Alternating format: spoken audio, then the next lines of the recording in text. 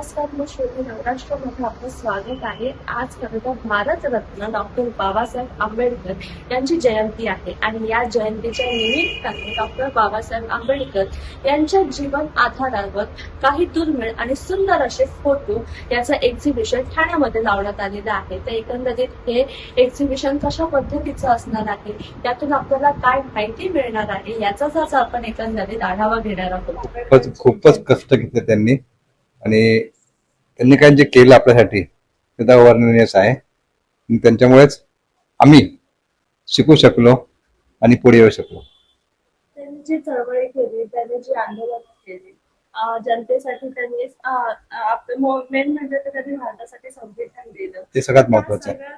काही नाही, ते तर ग्रेट होतेच म्हणजे. आणि ते सगळी जुनी चित्र वगैरे पाहून किंवा सगळे त्यांचे फोटो पाहून असं इतकं छान वाटतंय की बाबा आपण परत त्या काळात तिथे गेल्यासारखं वाटतंय. निदान की चला आपलं पण कधी पाहिलेलं नाहीये त्यांना आणि ज्यांच्यासोबत पण ते आहेत तर ते प्रसंग सुंदर वाटतायत एकदम. त्यांनी ज्या चळवळी केल्या, त्यांनी स्त्रियांसाठी जे काही भूमिका घेतली त्या संदर्भात स्त्रियांसाठी तर त्यांनी भरपूर केलेलं आहे, शिक्षणासाठी पण जे केलंय किंवा ज्या हक्कांसाठी जे सगळं केलेलं आहे ते खूप सुंदरच आहे.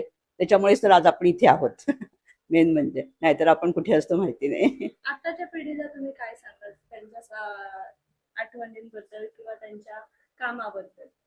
कामाबद्दल सगळ्यांनी पाहिलं पाहिजे, येऊन पाहिलं पाहिजे. निदान त्यांना तेवढं तरी माहिती होईल की आपलं जे संविधान जे लिहिलंय ते कोणी लिहिलंय, कसं लिहिलंय वगैरे सगळं. निदान त्यांची पत्र वगैरे पण आहेत, त्यांना रमाबाईंना पाठवलेलं पत्र वगैरे आहे, ते पण खूप छान आहे लिहिलेलं त्यांनी.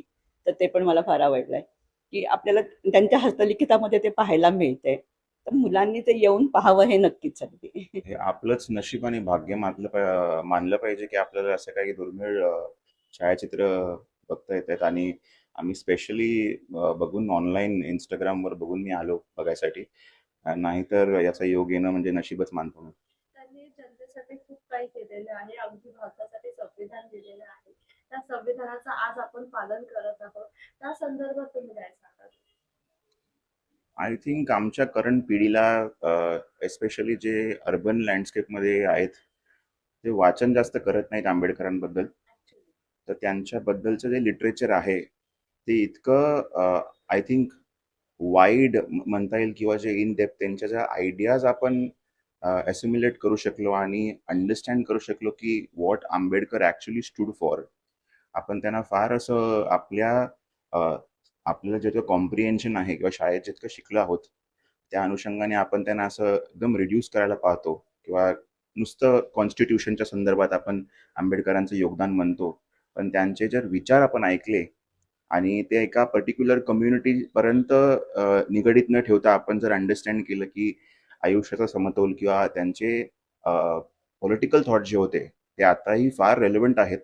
आणि त्यांचे जे शिक्षणाबद्दल विचार होते किंवा शिक्षित व्हा, संघटित व्हा, हे एखाद्या कम्युनिटीपर्यंत मर्यादित नाही. आय थिंक हे सगळ्यांना ऍप्लिकेबल होतात आणि करंट टाइममध्ये ऍक्च्युली खूप इम्पॉर्टंट आहे.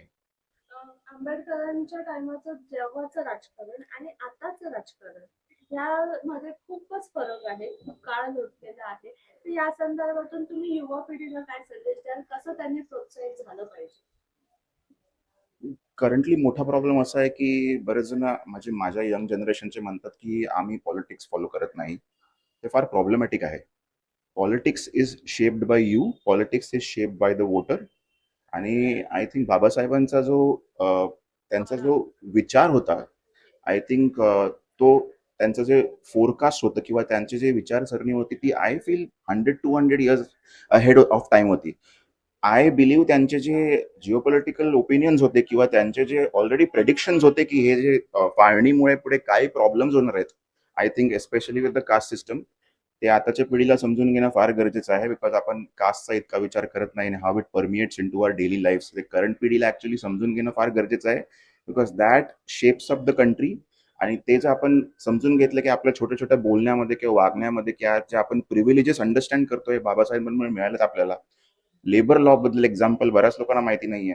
आपण छोट्या गोष्टींबद्दल प्रश्न विचारू शकतो की तुम्हाला जे सुट्टी मिळते किंवा तुम्हाला जे प्रिव्हिलेजेस मिळतात ते का मिळाले तुम्हाला, ते समजून घेणं फार इम्पॉर्टंट आहे.